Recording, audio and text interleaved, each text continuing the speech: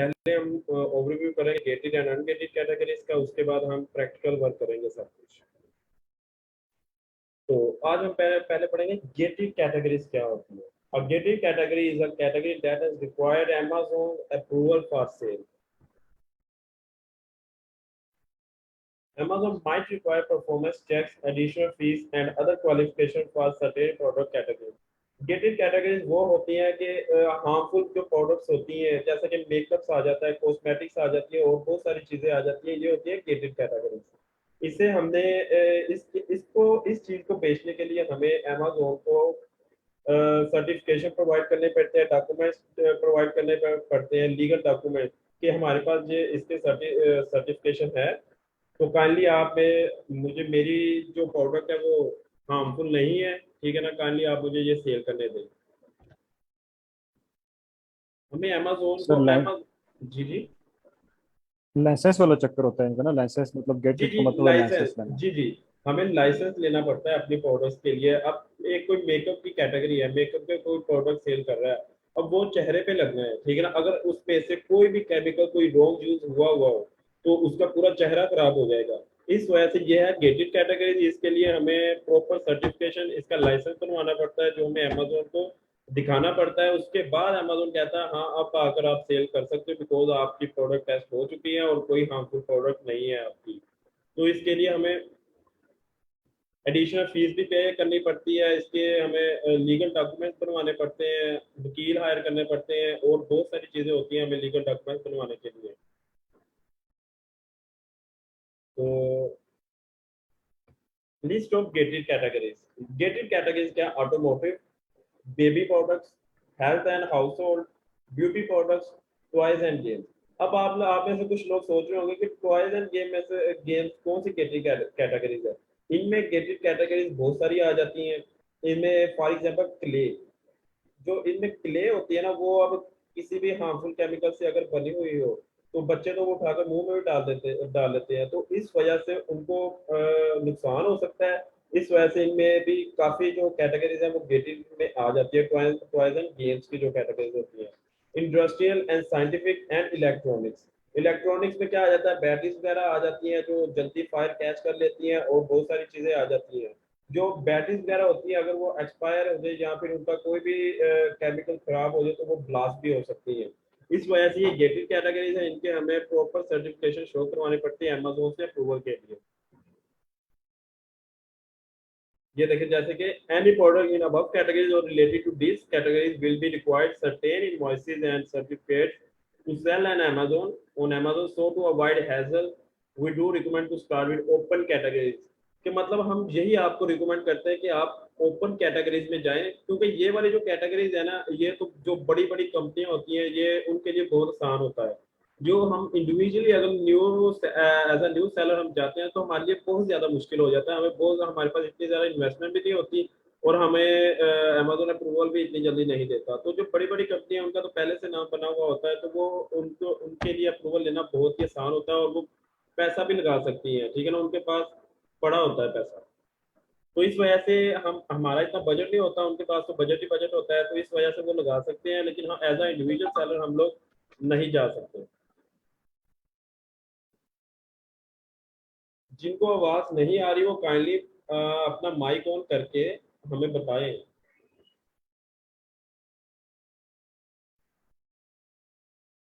हुमा इमरान, आपको आवाज, मेरी आवाज सबको आ रही है? काइंडली चैट में होके लिख दें अगर सबको आ रही है तो।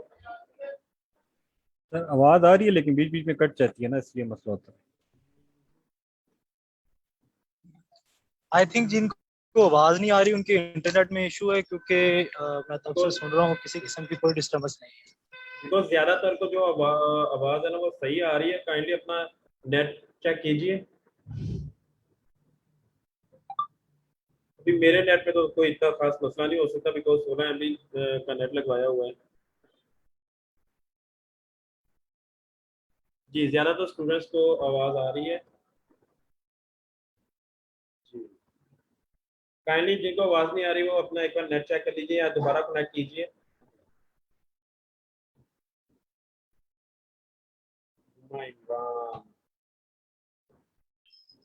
सर आई थिंक हुमा को इशू आ रहा है। काइंडली आप उन्हें हुमा को चैट आवाज नहीं है। आप उन्हें चैट में बता दीजिए या फिर व्हाट्सएप पे मैसेज करिए ये। एंड मिराब आदिल को भी जी आवाज। मोस्टली जी जी जी। जी मोस्टली आवाज आ रही है। मैं उन्हें चैट में थोड़ा सा गाइड तो करता हूँ, आप कंटिन्यू चैट करें। में, जी जी, आप तो थोड़ा चैट में बात कर दीजिए उन्हें। जी। अब Amazon कहता है कि हमें किन किन प्रोडक्ट से अवॉइड करना पड़ता है। Amazon नहीं ये कहता, Amazon भी कहता है, बट हम भी ये कहते हैं कि हमें इन इन प्रोडक्ट से अवॉइड करना चाहिए। जैसा कि मैं हमने आई थिंक ये कल पढ़ा दिया था, ठीक है ना आपको। हाँ जी, ये कल हमने पढ़ा दिया था कि ओवरसाइज प्रोडक्ट्स नहीं हमने चूज करनी, इसकी शिपिंग फी और एफबीए के लिए, एफबीएम के लिए हमें बहुत ही मुश्किल हो सकती है।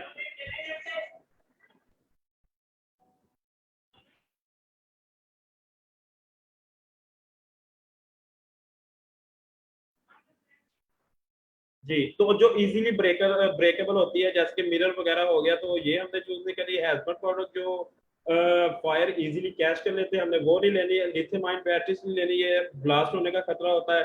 मल्टीपल वेरिएशन, मतलब जैसे टी शर्ट है उनकी इतनी सारी वेरिएशन होती है, हमें ये नहीं पता होता कि कौन सी वेरिएशन अच्छी जाएगी, तो इस वजह से हम मल्टीपल वेरिएशन वाली प्रोडक्ट नहीं लेते। वेपन रिलेटेड प्रोडक्ट नहीं लेते। और पेटेंटेड, पेटेंट के हमने आपको कल थोड़ा डिटेल में समझा दिया था, बट अभी आपको ये समझ नहीं आएगा, आपको आगे जाकर फिर समझ आ जाएगा जब हम साथ साथ बताएंगे प्रैक्टिकल वर्क करके। So what is patent and how to check it? A product patent provides exclusive right to prevent third parties from making, using, offering for sale or selling that product. जैसा कि हमने आपको कल बताया था कि patent वो होता है कि एक सेम डिजाइन, अगर हमने एक डिजाइन बनवा लिया एक प्रोडक्ट का, किसी का भी हमने नाइफ है, अब हमने उसका एक डिजाइन बनवा लिया है, उसकी शेप ले लिया है, सब कुछ हमने बना लिया, ऊपर अपना लोगो लगा दिया है, ठीक है ना, हमने वो पेटेंट करवा ली है। मतलब कि अमेजोन को कहकर हमने वो रजिस्टर करवा लिया, उस जैसा डिजाइन कहीं पर अमेजोन पर कहीं पर भी कोई भी नहीं बेच सकता, ठीक है ना। मतलब वो अपना डिजाइन चेंज कर सकता है, कलर चेंज कर सकता है, बट हमारा कलर हमारा डिजाइन वो बेच ही नहीं सकता, ठीक है ना। तो इसे हम पेटेंट करवा लेते हैं ताकि आगे वाले आने वाले दौर में जब हमारा ब्रांड ब्रांड बिल्ड हो जाए, तो उसके बाद हमारी प्रोडक्ट कोई और मैन्युफैक्चर करके ना यूज कर सके।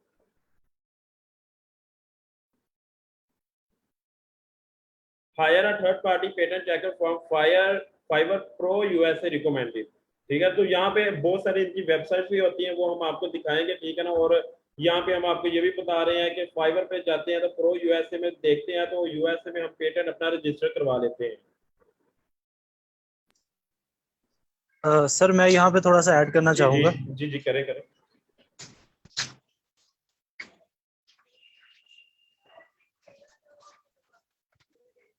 सर अहमद में जी जी सर अहमद सर। अहमद में आए। जी जी अहमद सर, आप करें। जी पेटेंट के हवाले से मैं आपको बताता चलूँ कि एक अलहदा स्किल है। क्लाइंट आपको आके इसके लिए हायर करता है कि मैंने अपने प्रोडक्ट का पेटेंट चेक करवाना है।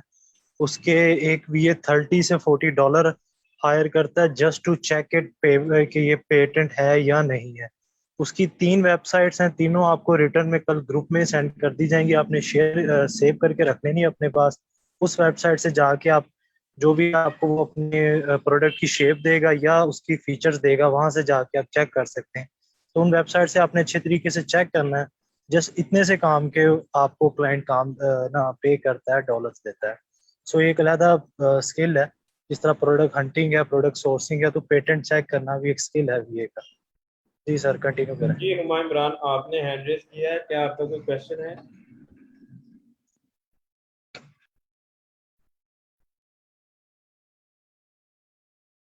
Humayun Imran, are you there? Ahmed sir kindly इनसे चैट में पूछेगा, इन्होंने हैंड रेस किया है, इनको आवाज आई थिंक अभी भी नहीं जा रही है।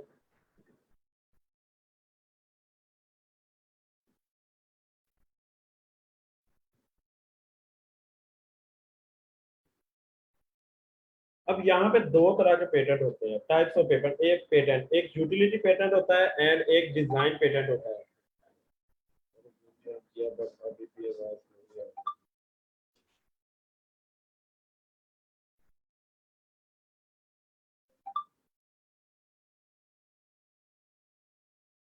एक मिनट रुकिएगा।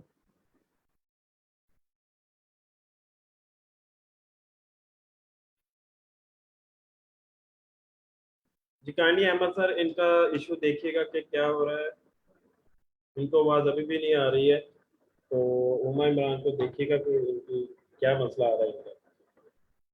तो यहाँ पे दो तरह की पेटेंट होती है, एक यूटिलिटी पेटेंट एंड एक डिजाइन पेटेंट। यूटिलिटी पेटेंट में क्या था, patent is about uses that how it will use, for example glass is for liquid intake, ठीक है। If you found utility payment patent that you don't need to go in this product and you need to change the product for client. Glass is use for liquid intake, मतलब कि glass में अगर यहाँ पे अगर हम utility patent अगर हम फाउंड करते हैं, तो जो एक गिलास एक स्पेसिफिक चीज के लिए बनाया जाता है, मतलब कि जो वाइन के लिए गिलास होता है वो अलग होते हैं, वाटर के लिए गिलास अलग होते हैं, ठीक है ना। और अगर हमने चाय पीनी होती है, चाय हम गिलास में डालकर तो नहीं ना पीते, हम कप में डालकर पीते हैं, ठीक है ना। इनके ये होता है यूटिलिटी पेटेंट, ठीक है। तो हम एक स्पेसिफिक चीज के लिए ही वो गिलास होगा, एक स्पेसिफिक लिक्विड के लिए होगा, ठीक है ना। वहाँ उसमें हम सॉलिड वगैरह कोई भी चीज नहीं डाल सकते, मगर कि मतलब कि ऐसा ग्लास हम नहीं बना सकते उस टाइप का कि वहाँ उसमें हम कोई भी चीज डाल सके, सिर्फ वो लिक्विड इनटेक के लिए होगा। एंड डिजाइन पेटेंट जो होता है कि अगर एक डिजाइन है, ग्लास का एक डिजाइन है, वो हमने पेटेंट करवा लिया, उस डिजाइन का ग्लास आने वाले दौर में कोई भी नहीं बेच सकता, ना कोई बना सकता है ना कोई बेच सकता है, ठीक है। अगर ऐसा कोई कुछ करेगा हम रिपोर्ट करेंगे, उसकी लिस्टिंग ब्लॉक हो जाएगी, वो उसका ब्रांड ब्लॉक हो जाएगा अमेजोन से। तो इस वजह से हम पेटेंट करवाते हैं, जैसे कि हम यूएसए में काम कर रहे हैं। Kindly please explain it. Sasha किस चीज के बारे में एक्सप्लेनेशन की बात कर रहे हैं, पेटेंट की?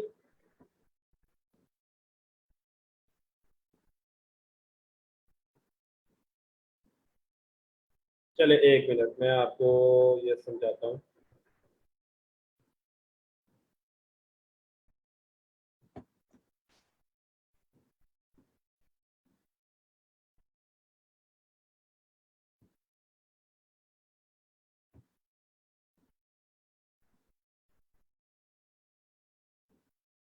अब ये देखिए, ये एक गिलास का डिजाइन है, ठीक है।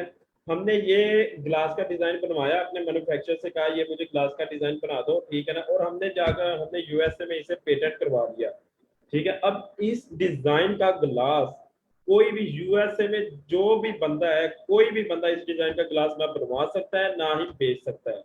क्यों? क्योंकि हमने पीछे रजिस्टर करवा लिया ये डिजाइन अपने लिए, ठीक है। फॉर एग्जाम्पल ये गिलास के जरिए हम चलते चलते अपनी कंपनी बना लेते हैं और ये गिलास हमारा बहुत ही मशहूर हो जाता है, उसके बाद बहुत सारे कॉपीराइट्स आ जाते होते हैं मार्केट में। अगर हमने ये डिजाइन पेटेंट नहीं करवाया हुआ होगा तो क्या होगा कि वो इजीली वो डिजाइन बनवा, ये वाला हमारा डिजाइन बना सकते हैं और हम उन पर कोई केस भी नहीं कर सकते, ना स्ट्राइक मार सकते हैं, ना केस कर सकते हैं, ना रिपोर्ट कर सकते हैं, बिकॉज हमने तो ये पेटेंट ही नहीं करवाया हुआ, हमने पीछे रजिस्ट्रेशन ही नहीं इस डिजाइन की करवाई हुई, तो हम कैसे रिपोर्ट मार सकते हैं कि ये हमारा डिजाइन यूज कर रहे हैं। अगर हमने पीछे रजिस्टर करवा लिया ये डिजाइन, तो आने वाले दौर में जब तक हमारा ब्रांड है तब तक ये डिजाइन कोई भी नहीं बनवा सकता, जो मर्जी कर ले। हम रिपोर्ट कर सकते हैं, अगर ये डिजाइन किसी ने बनवा कर बेचने लग जाए, हम पीछे रिपोर्ट कर सकते हैं, उसी वक्त उसका ब्रांड भी ब्लॉक हो जाएगा, मैन्युफैक्चर भी ब्लॉक हो जाएगा, ठीक है। मैन्युफैक्चर ये ग्लास बना ही नहीं सकता दोबारा, क्या पता कंपनी भी बंद हो सकती है। क्यों? क्योंकि हमने पहले ये पेटेंट करवाया हुआ है, इस वजह से। अमेजोन पर क्या होगा, अमेजोन पर स्टोर ब्लॉक कर देंगे, लिस्टिंग ब्लॉक कर देंगे, उसको अमेजोन से हटा देंगे अगर ये वाला डिजाइन अमेजोन पर कोई बेचेगा। जी मीरा बाबू, आपका हैंड रेज है, काइंडली क्वेश्चन करें। मैंने आपसे पूछना है कि ये तो डिजाइन पेटेंट की बात हो गई, हाँ जी। यूटिलिटी पेटेंट मुझे थोड़ा क्लियर नहीं हो रहा कि ऐसे कोई ग्लास का डिजाइन है, वो लिक्विड के लिए उन्होंने यूज करना है, और अगर हम लोग उसी डिजाइन को, मुझे यूटिलिटी पेटेंट वाला क्लियर नहीं हो रहा सर। डिजाइन पेटेंट का समझ आ गया कि डिजाइन कॉपी नहीं कर सकते, यूटिलिटी पेटेंट का क्या मतलब है सर? चले मैं आपको यूटिलिटी पेटेंट के बारे में बता देता हूँ कि यहाँ पे जो चीज़ है कि glass is use for liquid intake, ठीक है ना। अब ग्लास जो बाहर क्या होता है, यहाँ पे तो शराब नहीं पीते, ठीक है ना। बाहर क्या होता है कि वहाँ पे वाइन चलती है, वहाँ पे शराब बहुत सारे लोग पीते हैं। चले मैं आपको ये बता देता हूँ। अब ये स्पेशली डिजाइन किए होते हैं सिर्फ वाइन के लिए, वहां पे क्या होता है यूएसए में कि अगर ये ग्लास डिजाइन किया है सिर्फ शराब के लिए, तो इसमें वो पानी भरकर नहीं पी सकते, ठीक है ना। ये ऐसा ग्लास वहां पे ऐसा नहीं होता है। हम पाकिस्तानी क्या करते हैं, ग्लास में चाय पी लेते हैं, पानी पी लेते हैं, हर चीज पी लेते हैं, लेकिन वहां पे ऐसा नहीं होता। यूएसए के कुछ रूल्स होते हैं कि अगर ये ग्लास वाइन के लिए बनाया गया है तो सिर्फ इसमें वाइन ही डलेगी, यहाँ इसमें पानी नहीं डल सकता या फिर और कोई चीज नहीं डल सकती, ठीक है ना। वहां पे ये भी नहीं होता कि एक वाइन के लिए एक, मतलब सारी वाइन के लिए एक ही गिलास होता है। वहां पे अलग अलग वाइन के लिए अलग अलग ग्लासेस होते हैं। वो केक उन गिलासों को या फिर वाइन्स को मिक्स नहीं कर सकते, वहां पे उनके ये रूल्स होते हैं। चले कोई बात नहीं, अगर आप आपको कोई चीज जी जी अगर आप कोई चीज यूटिलिटी पेटेंट है और हमारा उससे सारा क्राइटेरिया मैच हो रहा है तो हम नहीं जाएंगे, तो हम नहीं जाएंगे। नहीं जाएंगे। ये यहाँ पे ये देखे ना, यहाँ पे लिखा है if you found utility patent that you don't need to go in this product you need to change the product for client. मतलब कि आप प्रोडक्ट चेंज कर लेंगे लेकिन इस प्रोडक्ट के साथ नहीं जाएंगे आप। ओके। हाँ जी। और कीवर्ड्स क्या एक्सक्यूज मी सर। जी जी सर मैं यूटिलिटी उसके बारे में, प्रोडक्ट के बारे में कहना चाह रही थी, पेटेंट, यूटिलिटी पेटेंट के बारे में, कि ये यूजेज पे है ना, उन्होंने यूजेज वर्ड यूज किया है। हाँ जी हाँ जी इनके स्पेसिफिक यूज जो है उस पे पेटेंट लेते हैं जी कि जी बिल्कुल। अगर हम इस मकसद के लिए कोई चीज सेल कर रहे हैं तो कोई दूसरा इस मकसद के लिए यही वाली चीज सेल नहीं कर सकता। जी जी बिल्कुल। एम आई राइट? अब यस यस, अभी ना बात ये है कि देखें, अभी हम ये तो नहीं कहते कि हमें स्पेसिफिक यही प्रोडक्ट मिलेगी। यहाँ पे उन्होंने टाइप्स बताई हुई है कि यहाँ पे 2 तरह के प्रोडक्ट्स होते हैं, ठीक है ना। हमें ज्यादातर जो मिलते हैं वो डिजाइन पैटर्न में मिलते होते हैं प्रोडक्ट्स। यूटिलिटी पैटर्न में बहुत ही कम प्रोडक्ट्स होते हैं जो हमें मिलते होते हैं, ठीक है। हम ज्यादातर डिजाइन पैटर्न हमें सामने आते हैं, जैसा कि अभी यूटिलिटी में आ गया ग्लास। अभी हम इजीली जो ब्रेकेबल होता है, जैसे मैंने आपको पहले बताया था, जो इजीली ब्रेक हो जाए, हम वो प्रोडक्ट के साथ नहीं जाते। हम ग्लास के साथ तो कभी जा ही नहीं सकते। अगर हम इसका कोई शिपिंग करवाएंगे, ठीक है ना, शिपिंग में कौन सा वो संभाल संभाल के प्रोडक्ट लेकर जाते हैं, कहीं कभी कहीं फेंक रहे हैं, कभी कहीं फेंक रहे हैं, तो ये टूट सकता है और इसके रिटर्न भी बहुत ज्यादा होते हैं। तो इससे हमें नुकसान बहुत ज्यादा होता है, तो इस वजह से हम इन चीजों की तरफ नहीं जाते। तो आगे आता है कीवर्ड्स, ठीक है। चलो सबसे पहले तो मैं आपको बताता हूँ प्रोडक्ट हंटिंग क्राइटेरिया को हम कैसे मैच करते हैं। तो यहाँ पे एक मिनट सर एक क्वेश्चन है। जी जी करें। सर क्वेश्चन ये है कि अगर कोई ऐसा प्रोडक्ट चूज कर लेते हैं जिसका जो है वो डिजाइन तो है वो रजिस्टर्ड है लेकिन यूटिलिटी पेटेंट रजिस्टर्ड नहीं है, नहीं नहीं, ये एक तो प्रोडक्ट में ये दोनों नहीं आते होते। एक प्रोडक्ट सिर्फ एक में ही आता होगा, ठीक है ना। अगर आप ग्लास की बात करते हैं ना, तो इसमें डिजाइन भी आ सकता है और यूटिलिटी भी आ सकता है, बट 80% केसेस में ऐसा होता है कि यहाँ तो डिजाइन होता है, यहाँ पे यूटिलिटी पेटेंट होता है। अच्छा, अगर हमारे पास ऐसा प्रोडक्ट हम हंट कर लेते हैं जिसका डिजाइन भी है और पेटेंट भी है, तो यूटिलिटी पेटेंट भी है, डिजाइन पेटेंट भी है, तो मतलब वो किसी खास मकसद के लिए यूज होता है, लेकिन उस डिजाइन में अगर हम थोड़ी सी चेंजेस कर लें तो वो किसी जी और जी मकसद चेंजेस के लिए भी यूज हो जी सकता है। जी चेंजेस करके आप कर सकते हैं। आप डिजाइन जो पहले से रजिस्टर होगा ना, उसमें से थोड़ी बहुत चेंजेस भी आप कर लेंगे ना, तो वो एक नया डिजाइन बन जाएगा। और यूटिलिटी बेसिक उसकी पुरानी वाली हो तो कोई मसला नहीं है। नहीं, उसका कोई मसला नहीं होता। आप बस आपका जो मेन फोकस होता है वो डिजाइन पर होता है, आपने ज्यादातर डिजाइन देखना होता है, यूटिलिटी का इतना ज्यादा इशू नहीं आता होता। ओके सर, सही है। जी। तो अहमद सर, आ रही होते हैं जी सर। जी। Can you please explain this criteria to student? Just wait a moment.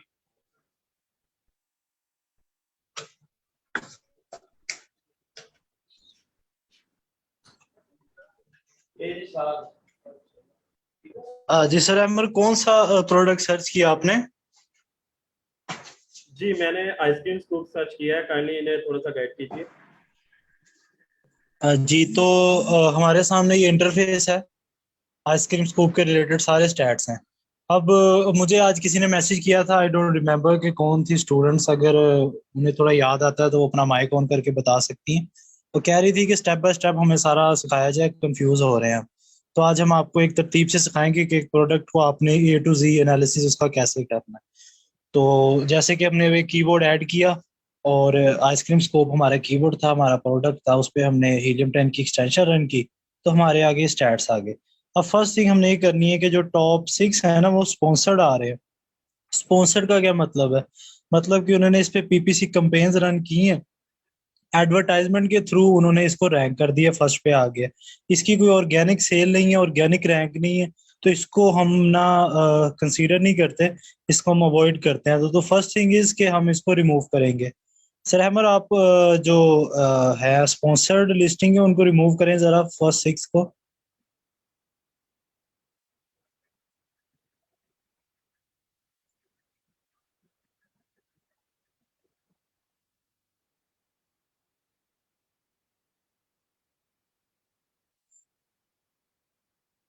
I think वो क्राइटेरिया आपके लिए ओपन कर रहे हैं यूएस का।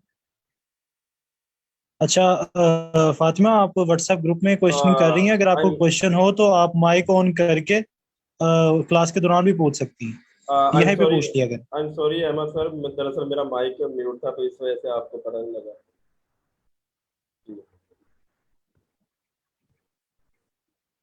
जी, तो ये क्राइटेरिया आप लोगों के सामने, और अहमद सर अभी ये आपको समझाएंगे, ठीक है? अभी मैं स्पॉन्सर्ड ऐड जो है वो रिमूव कर देता हूँ।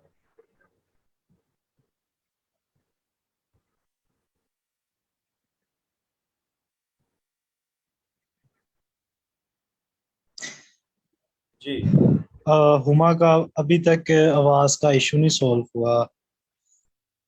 आई थिंक उस उनकी साइड पे कोई टेक्निकल एरर है।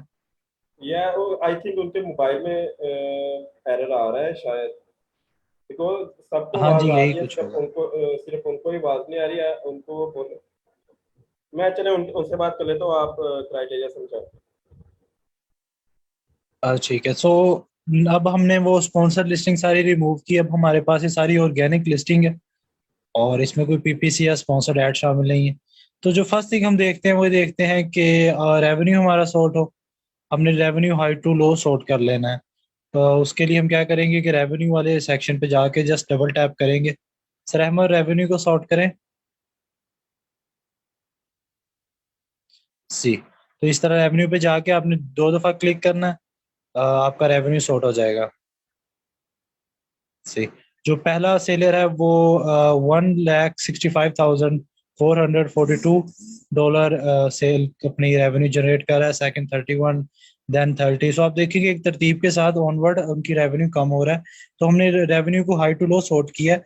जिसका रेवेन्यू सबसे ज्यादा था वो फर्स्ट पे आ गया है, सबसे जो उससे कम था second, then third, then fourth, 5, इस तरह revenue high to low sort हो गया। अब हम नेक्स्ट चीज देखेंगे कि इसमें ब्रांड डोमिनेंसी तो नहीं है।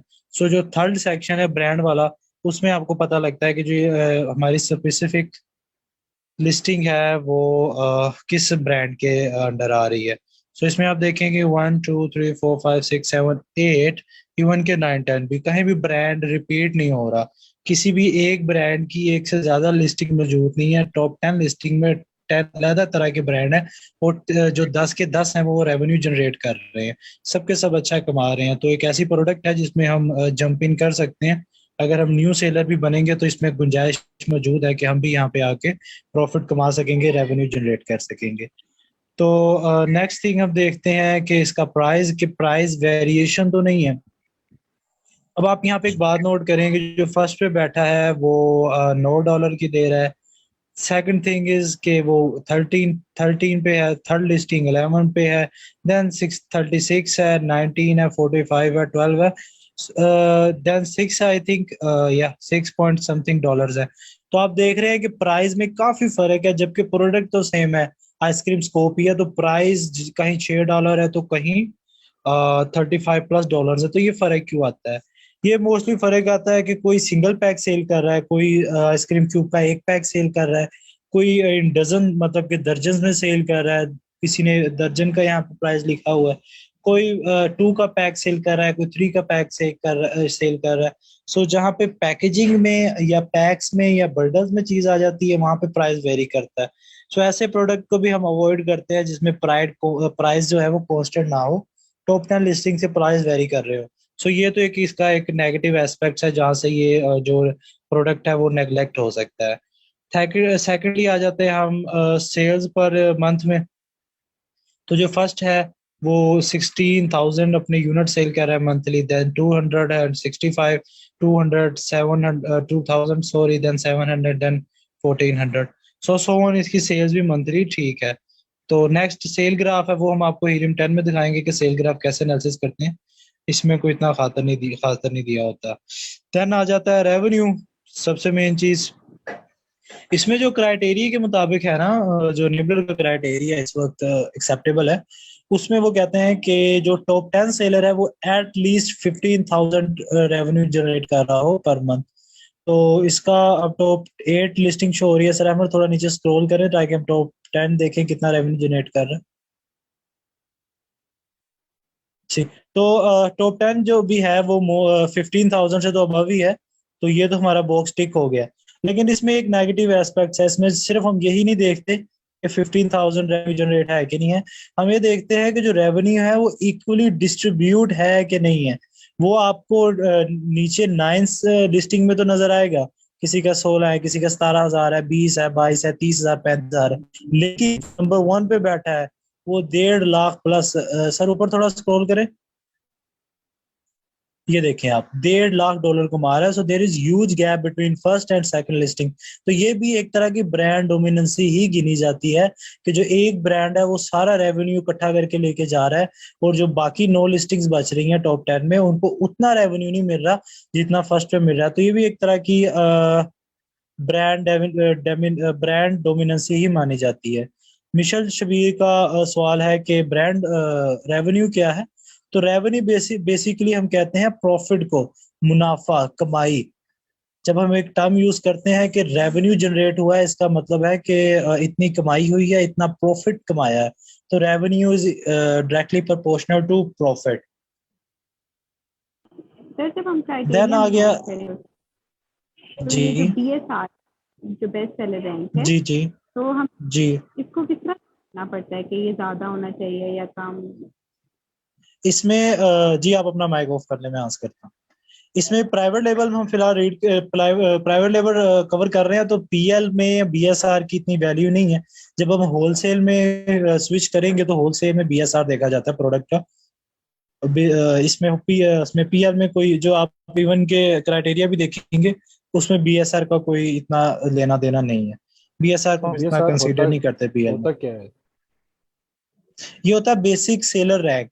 आप अगर किसी प्रोडक्ट, किसी भी स्पेसिफिक कैटेगरी में अपने प्रोडक्ट को लॉन्च करते हैं, फोर से आप स्पोर्ट्स एंड आउटडोर में आपने जिम बैग एक प्रोडक्ट है उसमें लॉन्च की। अब जो आपकी प्रोडक्ट कैटेगरी में, उस कैटेगरी में आपकी प्रोडक्ट सबसे ज्यादा सेल हो रही है, आपके जिम बैग के मंथली 2 लाख यूनिट सेल हो रहे हैं, और इस कैटेगरी में किसी भी प्रोडक्ट के इतने यूनिट मंथली सेल नहीं हो रहे, तो अमेजोन आपकी स्पेसिफिक कैटेगरी में आपको नंबर 1 रैंक दे देगा according to your sales per month. मतलब जितना कम रैंक होगा BSR होगा उतना अच्छा होगा उसके लिए ना, जो बेच रहा है।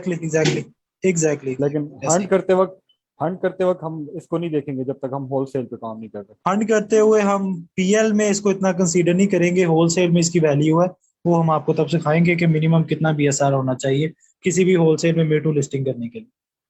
Okay sir. द नेक्स्ट इसमें जो आता है वो होता है FBA फीस। FBA हमने आपको बताया था, fulfilment bye Amazon. Excuse me sir, ये चैट में उमैर भाई का क्वेश्चन है, हमें कैसे आइडिया होगा कि ये आइटम्स बल्क में है या सिंगल में? सर इसका बहुत इजी तरीकेकार है। आप एसन पे जाएं जरा, जहाँ एसन नंबर है, ये सर अहमद उस पे रखे जरा कर्सर। ये ऐसे नंबर है, ठीक है ना? आप यहाँ से देखिए ये इंडिविजुअल है, देन नीचे है सेकंड एसन पे, ये भी इंडिविजुअल है, सी ये भी इंडिविजुअल है, ये भी इंडिविजुअल नीचे है। सो आप ऐसे चेक कर सकते हैं। नहीं, अगर यहाँ पे भी नहीं शो होगा तो आप इसको ओके कर सकते हैं। सर अहमद इनमें से किसी, जी मैं आपको बताता हूँ, इसमें किसी भी एसन को क्लिक करें अहमद सर।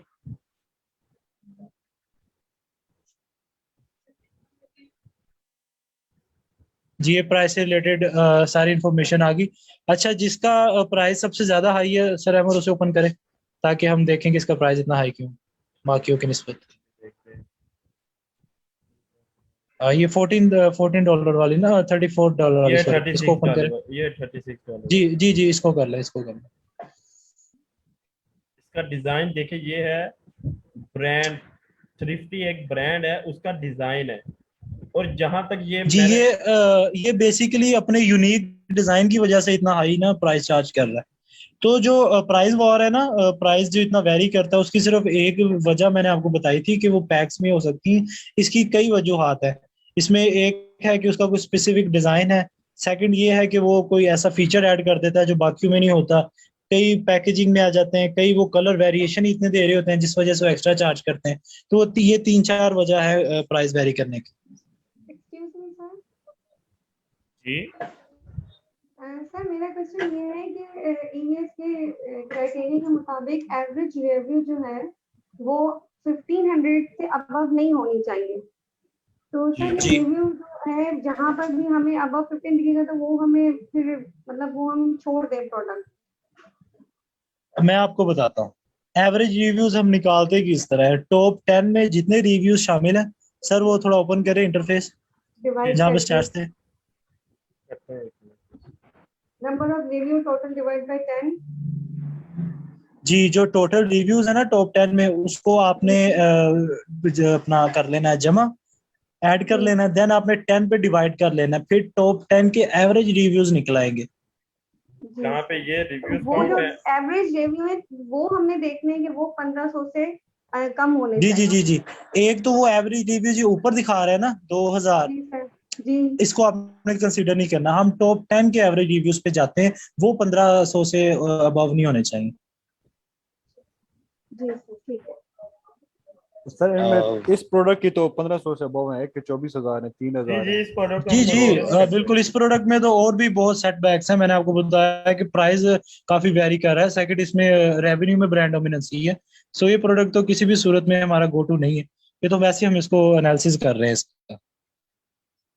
सर ये रेटिंग जो होती है, रेटिंग कितनी होनी चाहिए मिनिमम, जो प्रोडक्ट रेटिंग हम हंट मिनिमम करें? 4.2 से नीचे नहीं होनी चाहिए। टॉप 10 में रेटिंग्स हम देखते हैं कि 4.2 हो। तो इस प्रोडक्ट की आप देख लें 4.9 है, 4.4 है, 4.7, 4.4।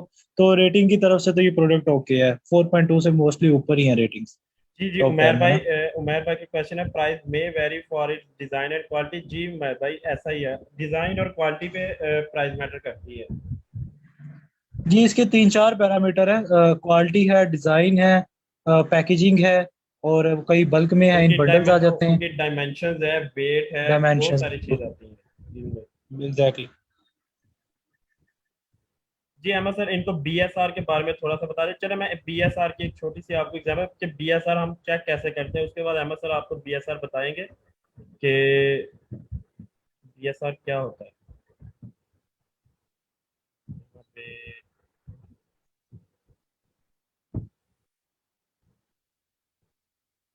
यहाँ पे बीएसआर नहीं दिया हुआ है, यहाँ पे दिया हुआ है आइटम वेट एंड एसिन।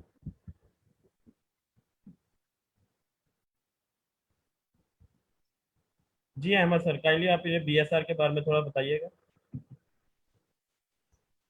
बीएसआर के रिलेटेड मैंने अभी बताया था, एक स्टूडेंट ने वो क्वेश्चन किस किया था। जी जी अभी उनको समझ नहीं आई, थोड़ा सा और गाइड कर दीजिएगा। ठीक है। तो बेसिकली बीएसआर एक रैंक होता है जो कि आपको दिया जाता है अमेजोन की तरफ से, आपकी सेल्स पे, आपके पॉजिटिव रिव्यूज पे और आपकी रेटिंग्स पे। इन 3 चीजों को कंबाइन करके अमेजोन आपको एक रैंक देता है। बेसिकली जैसे क्लास में बच्चे को पोजीशन दी जाती है उसके मार्क की वजह से, फर्स्ट, सेकंड या थर्ड।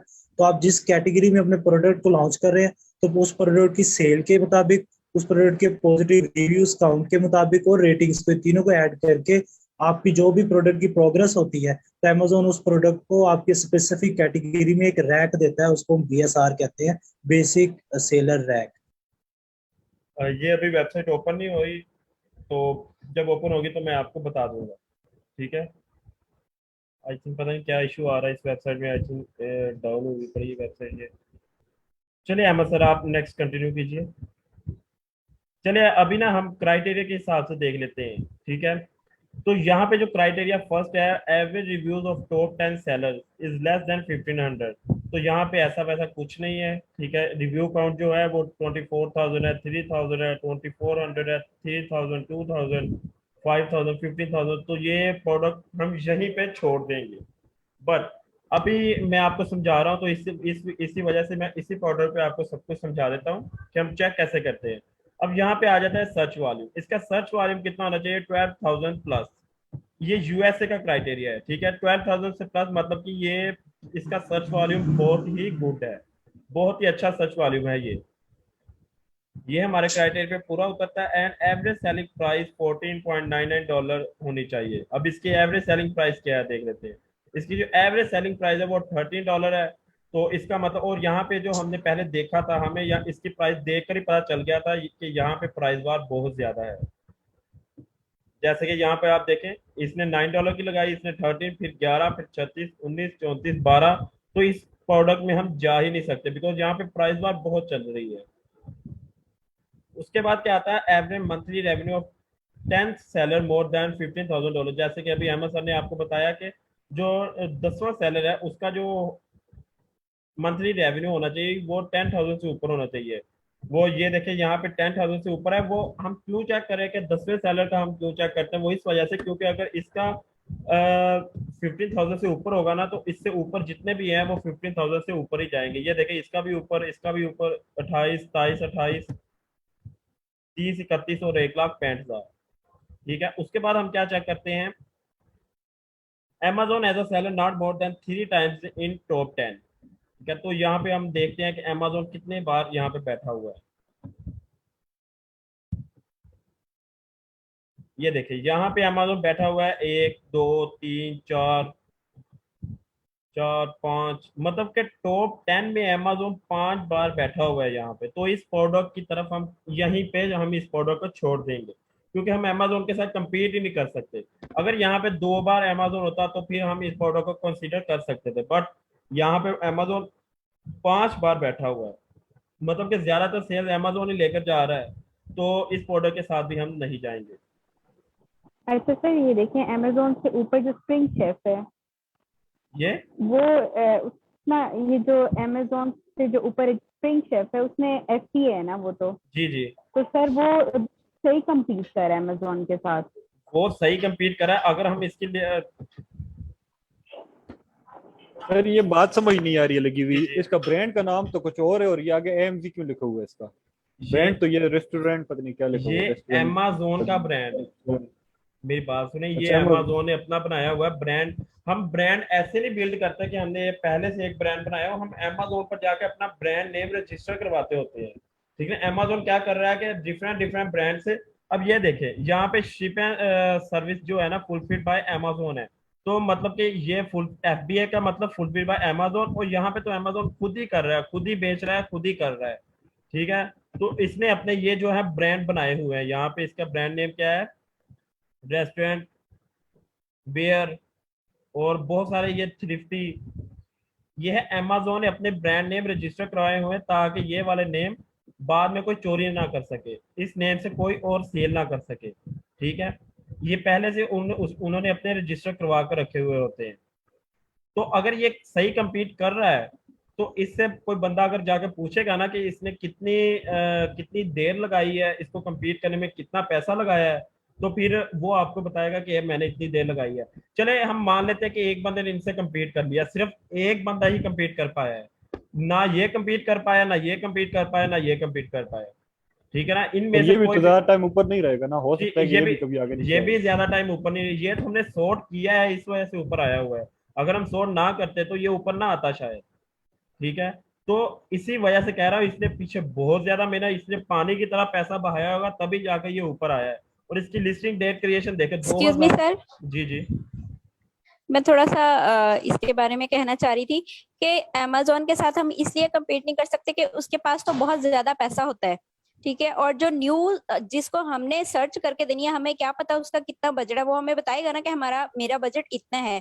अब न्यूली जो भी कारोबार करेगा वो एकदम से अपना करोड़ों रुपया तो नहीं ना कारोबार में फेंकेगा। इस वजह से Amazon के साथ हम इतना ज्यादा compete नहीं कर सकते। स्टार्टिंग में हम कोशिश करते हैं कि Amazon जब ज्यादा आ रहा है तो फिर हम Amazon के साथ इतना ज्यादा ना करें, क्योंकि हमें नहीं पता कि अभी हमें कितना प्रॉफिट होगा, क्या नहीं होगा। पहली इस बात वजह तो से ये, न्यूली जो होते जी हैं जी वो इनके बिल्कुल, साथ नहीं करते। जी बिल्कुल आपने ठीक कहा। बट पहली बात तो बजट की आ जाती है, और दूसरी बात ये आती है कि हम Amazon के प्लेटफॉर्म पर रहकर Amazon के साथ हम compete नहीं कर सकते। इसका तो एक लक था जो चल गया, ठीक है ना, बाकियों का लक नहीं चला, क्यों नहीं चला, ठीक है ना, अमेजोन ने उन्हें उन्हें ऊपर आने ही नहीं दिया। आज अमेजोन चाहे इसको ब्लॉक कर सकता है, अमेजोन के प्लेटफॉर्म पर रहकर आप अमेजोन से टक्कर ले ही नहीं सकते, ठीक है ना, वो कभी भी चाहे आपकी लिस्टिंग को ब्लॉक कर देगा, उससे कोई पूछने वाला है ही नहीं, ना आप उसके खिलाफ रिपोर्ट कर सकते हैं, ना आप उसे जाकर क्या मीडिया पर जाकर रोला डाल सकते हैं कि इन्होंने मुझे ऐसा किया ऐसा किया, अमेजोन को कुछ फर्क नहीं पड़ेगा।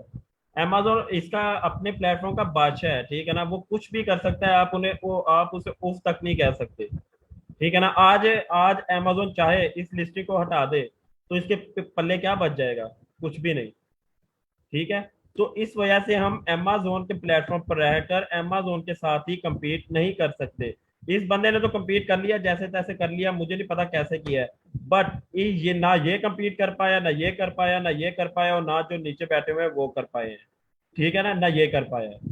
कोई भी इसके साथ compete नहीं कर पाया, सिर्फ वही एक बंदा है जिसने compete किया। अब एक बात और भी है यहाँ पे, अब यहाँ पे 5 बार अमेजोन बैठा हुआ है, ठीक है ना, अगर कोई यहाँ पे प्रोडक्ट सर्च करेगा, यहाँ पे मैं एक बार सर्च कर लेता हूँ।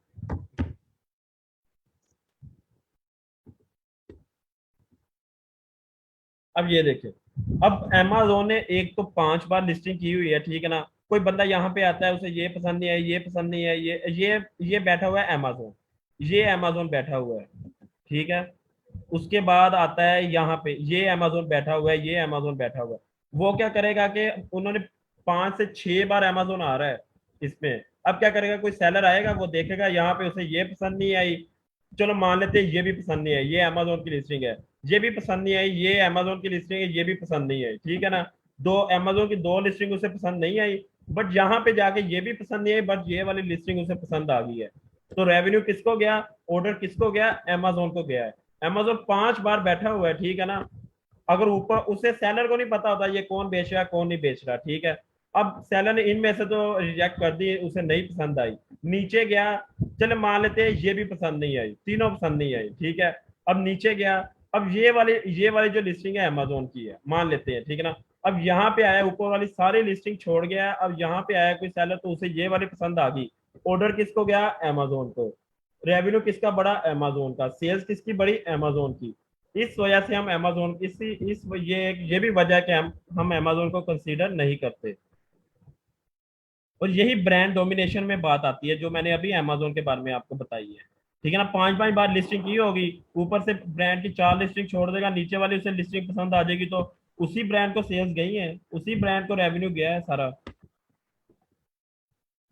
अच्छा सर, मैंने एक बात पूछनी है, जी जी जैसे कि हीलियम पेन है, उधर फिल्टर्स का ऑप्शन होता है, तो हम लोग फिल्टर्स लगा सकते हैं कि हम ऐसा प्रोडक्ट सर्च करें जिसकी ब्रांड डोमिनेंसी ना हो, इस तरह हम प्रोडक्ट ढूंढ सकते हैं क्या? जी बिल्कुल ढूंढ सकते हैं, ऐसे प्रोडक्ट बहुत सारे पड़े हुए हैं, करोड़ों में ऐसे प्रोडक्ट्स पड़े हुए हैं अमेजोन पर, कोई हजारों में लाखों में नहीं प्रोडक्ट, अमेजोन में करोड़ों के हिसाब से प्रोडक्ट दिखते हैं।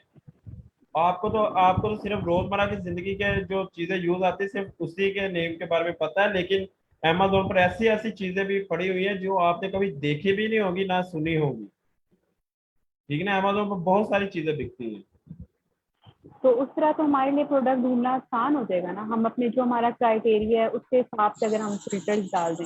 आई थिंक सर अहमद वो पूछना ये चाह रही है कि हम फिल्टर्स पे क्राइटेरिया को पुट करके जस्ट इजीली विनिंग प्रोडक्ट निकाल सकते हैं वहां से, तो ये ऐसा नहीं है जी, ऐसा नहीं है। इसमें कई एस्पेक्ट्स होते हैं जो वहां से हमें पता नहीं लगते, और से आप सर्च वॉल्यूम वहाँ पे ऐड कर सकती हैं, रिव्यू काउंट कर सकती हैं, लेकिन आपको वहाँ पे प्राइस वॉर का नहीं पता चलेगा, आपको ये नहीं पता चलेगा कि लिस्टिंग कितनी पुरानी है, क्योंकि ये भी एक एस्पेक्ट है कि टॉप 10 में जो लिस्टिंग है वो मोस्टली 6 मंथ से ओल्ड होनी चाहिए, देन आपको उसका ट्रेंड नहीं पता चलेगा, तो फिर आपको वहाँ पे उसका साइज नहीं पता चलेगा कि वो स्मॉल स्टैंडर्ड साइज है लार्ज स्टैंडर्ड साइज है, तो वहाँ पे हमें इनकम्प्लीट इंफॉर्मेशन मिलती है, तो हम फिल्टर्स को यूज करके विनिंग प्रोडक्ट नहीं वहाँ से निकाल सकते। वहां से निकल भी जाती है, बट बहुत सारे वहां पे 100 में से कोई 5 से 10% चांसेस होते हैं कि निकल आए, नहीं तो 90% चांसेस होती है कि वहां से प्रोडक्ट हमें नहीं मिलती। तो यहाँ पे साथ शाह का क्वेश्चन है कि सर एफडीएस जहाँ लिखा हुआ उसने उसने अपना प्रोडक्ट वेयर हाउस में रखवाकर शिपिंग के लिए अमेजोन का यूज कर रहा है। जी जी बिल्कुल, एफबीए का मतलब होता है फुलफिल बाय अमेजोन। वो बंदे ने क्या किया, अपने जितने भी प्रोडक्ट्स हैं वो अमेजोन के वेयर हाउस में रखवाए हैं और वो वहां से अमेजोन उसे शिप कर रहा है, लेकिन काम वो बंदा कर रहा है, ठीक है ना। और जहाँ अमेजोन लिखा हुआ है वो प्रोडक्ट खुद अमेजोन सेल कर रहा है। जी बिल्कुल, जहाँ पे अमेजोन लिखा हुआ है ना वो मंगवा भी खुद रहा है, प्रोडक्ट खुद मंगवा रहा है, उसने अपना खुद का ब्रांड बिल्ड किया हुआ है और खुद सेल कर रहा है, खुद पिक पैक शिप कर रहा है, खुद डीडीपी कर रहा है, हर चीज वो खुद ही कर रहा है। सर तो हमें विनिंग करने के लिए बहुत सारे प्रोडक्ट्स का हमें एनालिसिस करना होता है। जी हम जी बारी बारी हर प्रोडक्ट का एनालिसिस कर रहे होते हैं, जी तो जी हमें पर प्रोडक्ट जब हम एनालिसिस कर रहे होते हैं हमें काफी ज्यादा टाइम लग जाता है क्या? जी बिल्कुल, बहुत टाइम लगता है। ये एक तो चीज है आपकी मेहनत पर, ठीक है ना। अगर आप ज्यादा मेहनत करती है, कुछ एक मेहनत होती है, एक लक भी होता है, ठीक है। किसी किसी को प्रोडक्ट 1 घंटे में मिल जाती है और किसी किसी को प्रोडक्ट 10 दिन में भी नहीं मिलती। बट ये आपकी मेहनत पे डिपेंड करता है। अगर आप मेहनत करती हैं तो आपको 1 घंटे में भी मिल सकती है, 2 घंटे में भी मिल सकती है, 24 घंटे में भी मिल सकती है। बस आप मेहनत करती हैं, प्रोडक्ट ढूंढती हैं, आपको इंशाल्लाह ताला कोई ना कोई प्रोडक्ट्स मिलती जाएंगी। मियाँ, सर ये तो प्रोडक्ट जी में जी कैलकुलेट फीस लिखा हुआ है हर प्रोडक्ट के, ये देखिए ऊपर। ठीक है। फिर ये तो इस बात को छोड़े, आपने यहाँ से कुछ भी नहीं चेक करना, ये अमेजोन का खुद का है, ये मैनुअली हंटिंग के लिए होता है। बट आपने यहाँ पे कुछ नहीं चेक करना, ठीक है। आपने जो जी चीजें ठीक चेक है। करनी है वो जंगल स्टोर से, हीलियम 10 से चेक करनी है, ये इधर से कुछ चेक नहीं करना आपने। और उमेर अली का क्वेश्चन है, Amazon as a third party भी यूज हो सकता है? जी बिल्कुल, Amazon as a third party use हो सकता है, बट अगर हम किसी और प्लेटफॉर्म पर काम कर रहे हैं तो हम अमेजोन को भी बीच में लेकर आ सकते हैं। ये बहुत सारा जैसे कि हम ड्रॉप शिपिंग में अमेजोन को as a third party use कर सकते हैं। और रिपीट होने की वजह क्या हो सकती है? अब रिपीट होने की वजह क्यों है? अब एक बंदा है जिसे उसकी लिस्टिंग पर इतनी ज्यादा सेल्स मिल रही है, ठीक है ना, वो ये चाहेगा कि टॉप 10 में मैं ही रहूं और मुझे ही जितनी भी सेल्स है मुझे ही मिले। अब जो बंदा होता है ना, कि जो सेलर आता है वहां पे, तो वो ज्यादातर जो होता है, ज्यादातर जो 80 से 90% लोग होते हैं वो टॉप 10 में से खरीद लेते हैं प्रोडक्ट से, अपनी टॉप 10 में से ही खरीद लेते हैं, उसे पसंद आ जाती है। कोई भी बंदा, कोई एक दो बंदा ऐसा होगा जो दूसरे या तीसरे पेज पर जाएगा, बट नहीं जाता कोई भी, ठीक है।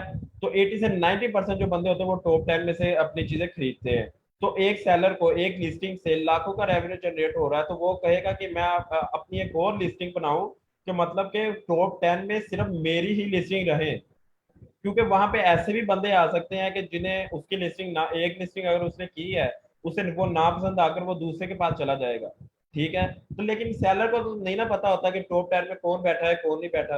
अब एक ब्रांड क्या करेगा, फॉर एग्जाम्पल नाइकी है, नाइकी क्या करेगा कि अपनी एक लिस्टिंग लगाई है, उसे लाखों का रेवेन्यू जनरेट हो रहा है, अब वो क्या करेगा, अपनी 9 लिस्टिंग और लगा देगा और उससे रैंक करवाएगा, और टॉप 10 में वो उसकी जो टॉप 10 में है ना 10 लिस्टिंग, वो सिर्फ नाइकी की ही चलेगी। अब बंदे को नहीं पता कि यहाँ पे पूरा नाइकी बैठा हुआ है।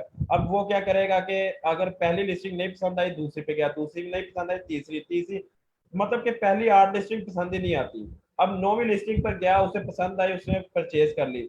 अब यहाँ पे क्या होता है, अब ऑर्डर किसको गया, नाइकी को, रेवेन्यू किसका बढ़ा, नाइकी का, ये ऑर्डर किसी और के पास नहीं गया, ठीक है ना। तो यहाँ पे पैसा पैसा कमाने के लिए हम लिस्टिंग को बढ़ा देते हैं अपनी। बट एक लिस्टिंग अगर हमने एक कीवर्ड पर की हुई है ना, तो दूसरी लिस्टिंग हम उसी कीवर्ड पर कभी भी रैंक नहीं करवा सकते, ठीक है ना। वो लिस्टिंग हमारी ब्लॉक हो जाएगी। हमने दूसरी लिस्टिंग अगर करनी है तो हमें दूसरे कीवर्ड पर उसे रैंक करवाना पड़ता है। अगर अमेजोन 5 बार लिस्टिंग में ना हो तो क्या हम वहां जब कर सकते हैं सेलिंग के लिए?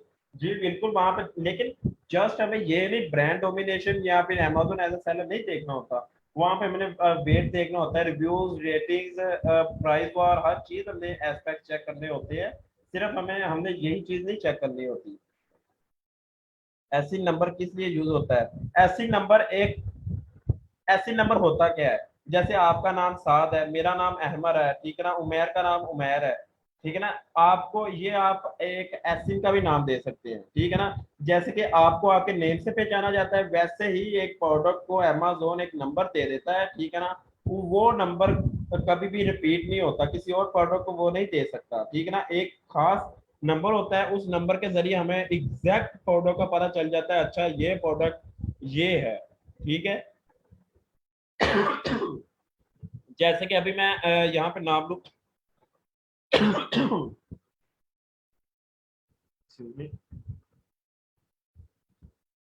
जैसे कि अभी मैं यहाँ पे नाम लूँ साहब का, ठीक है ना, सिर्फ आप हैंड रेस करेंगे और कोई भी नहीं करेगा, क्यों? क्योंकि और किसी का साद नेम है ही नहीं यहाँ पे।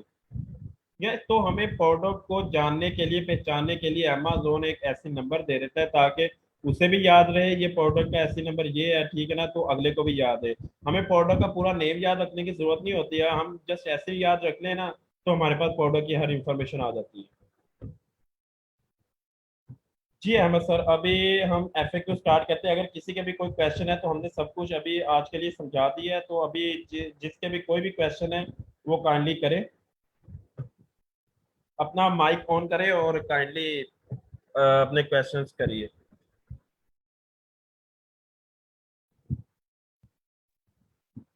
अस्सलाम वालेकुम सर। वालेकुम अस्सलाम जी। सर मैंने बाकी सब लेक्चर की समझ लगी है। जैसे आपने स्टार्टिंग में कहा कि हमें अमेजोन पे रजिस्ट्रेशन करवानी पड़ेगी खुद, वो कैसे करवाएंगे? अमेज़न पर रजिस्ट्रेशन वो जब हमारा सेलर सेंटर अकाउंट बनता है वहाँ पे ऑप्शन होता है, हम जाकर अपना ब्रांड नेम फिर वहाँ से रजिस्टर करवाते हैं। आपको सेलर सेंटर का भी ओवरव्यू दिया जाएगा, बट अभी नहीं, बिकॉज अभी आपको समझ नहीं आएगा, क्योंकि सेलर सेंटर थोड़ा टफ है समझने के लिए, कॉम्प्लिकेशन उसमें बहुत ज़्यादा है। तो वो आपको थोड़ा सा एंड में जाकर समझाया जाएगा, ताकि आप पहले सब चीज़ें सीख लें, उसके बाद जाकर आप उसे समझ सकें। और सर पैटर्न, मतलब हम लोग किसी भी चीज का पैटर्न करवाना है वो कैसे करेंगे? जी वो भी आपको बताया जाएगा, ठीक है ना।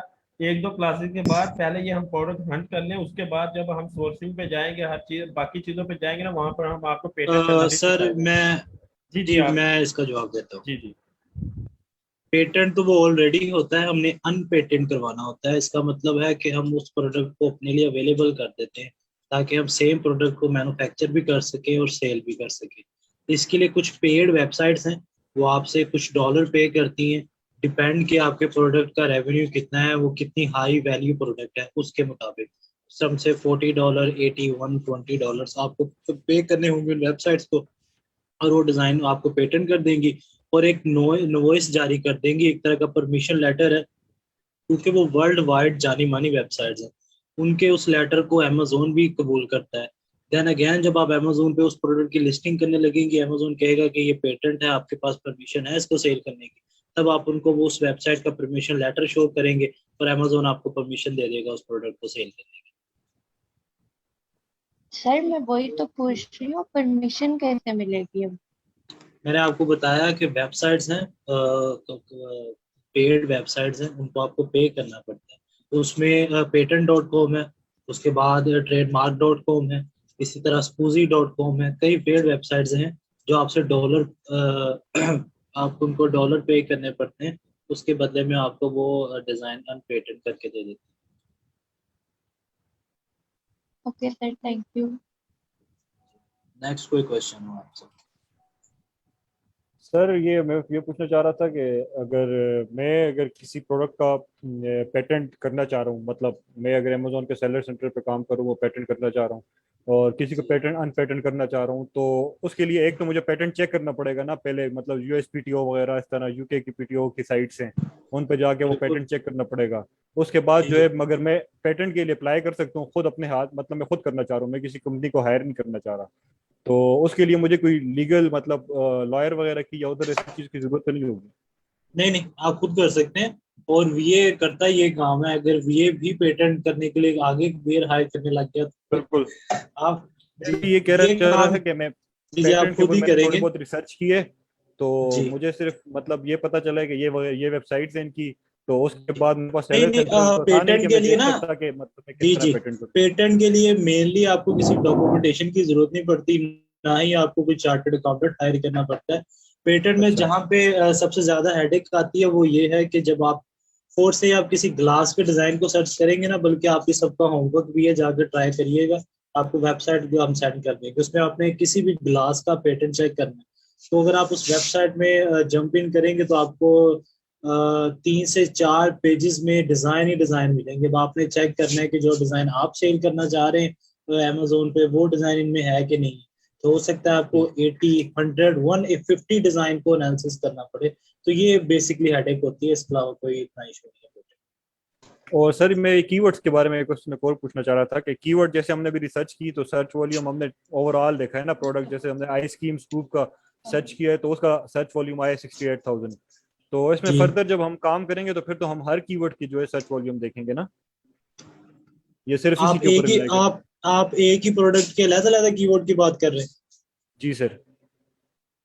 इसमें हमने फर्स्ट क्लास में आपको बताया था कि किस तरह हमने हीलियम 10 से ना उसका मेन कीवर्ड जो है वो सर्च आउट करना है और उसी को आगे लेके चलना है जिसका सर्च वॉल्यूम सबसे ज्यादा हो। आपको जरूरत नहीं पड़ती कि आप फर्दर आगे सब कीवर्ड, इनको सब कीवर्ड कहते हैं जो आगे उनकी ब्रांचेस निकलती हैं, तो आप सब कीवर्ड को रिकॉग्नाइज नहीं करते, ना ही आप उनके स्टैट्स को एनालिसिस करते हैं। आप हीलियम 10 के थ्रू उसका मेन कीवर्ड ढूंढते हैं और उसी को आगे लेके उसी के स्टैट एनालिसिस करते हैं। ठीक है सर, शुक्रिया। नेक्स्ट किसी का कोई क्वेश्चन?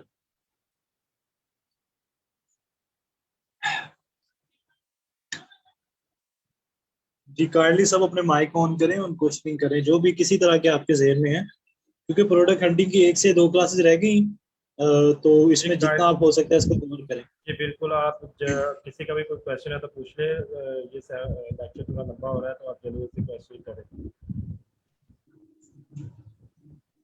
अगर किसी का कोई क्वेश्चन नहीं है तो काइंडली आप हमें बता दीजिए तो हम मीटिंग को एंड करते हैं। अगर किसी का कोई क्वेश्चन नहीं है तो काइंडली अपने माइक सारे ऑन करें, मैं उन सबसे सवाल करना चाहूंगा।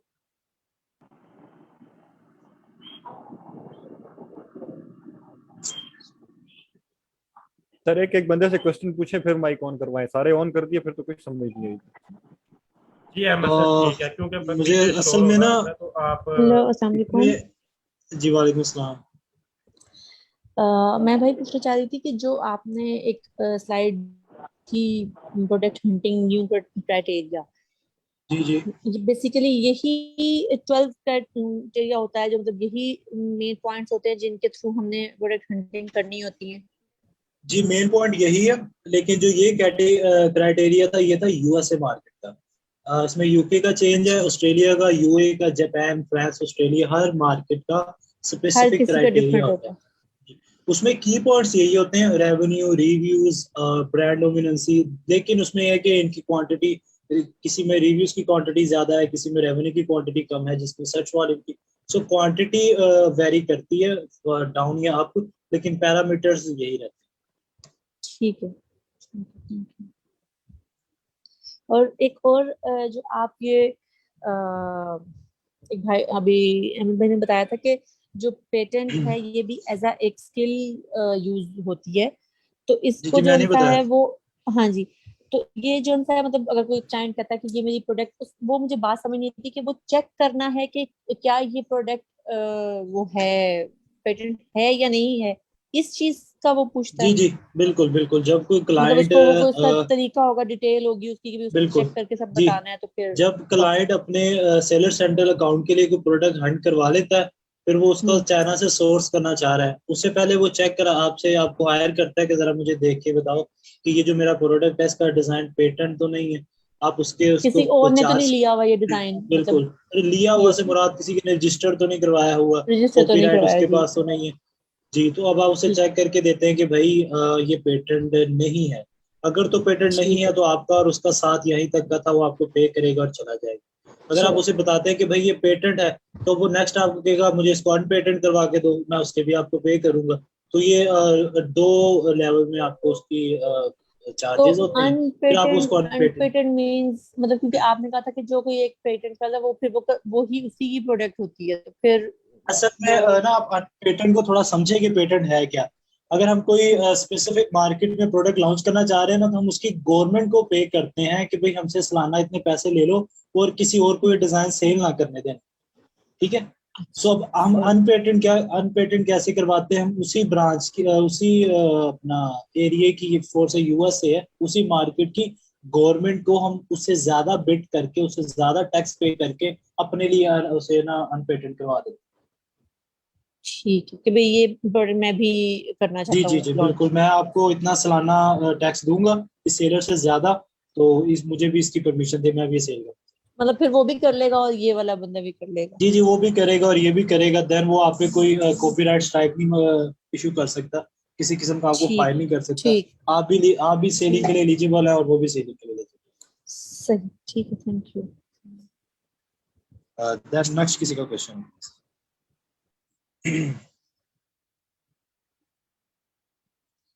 सर ये हिना ग्रुप में कह रही है कि सर एडमिन ग्रुप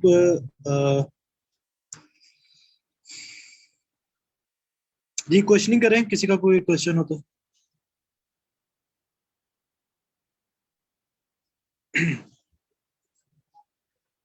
अच्छा मुझे आप सब बताएं कि आपके पास ईवीएस की एक्सेस है और कौन कौन लेक्चर ले रहा है ईवीएस से।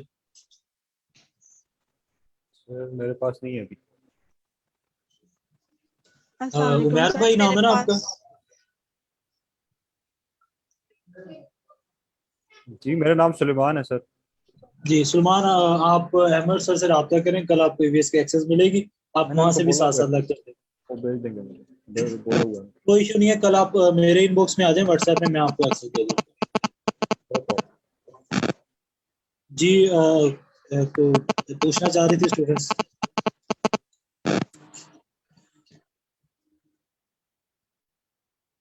हेलो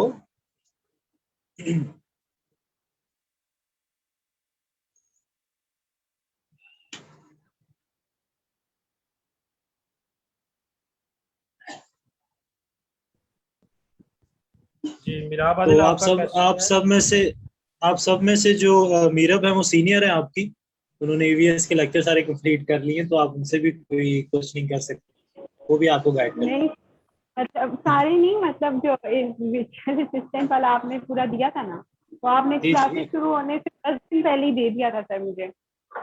बिल्कुल, तो हमारी इसीलिए क्लास मैं की जो सीआर है, वो जो मॉनिटर है, वो मीरब है आपसे। अच्छा सर, थैंक यू। जी किसी की कोई क्वेश्चन हो इसके अलावा?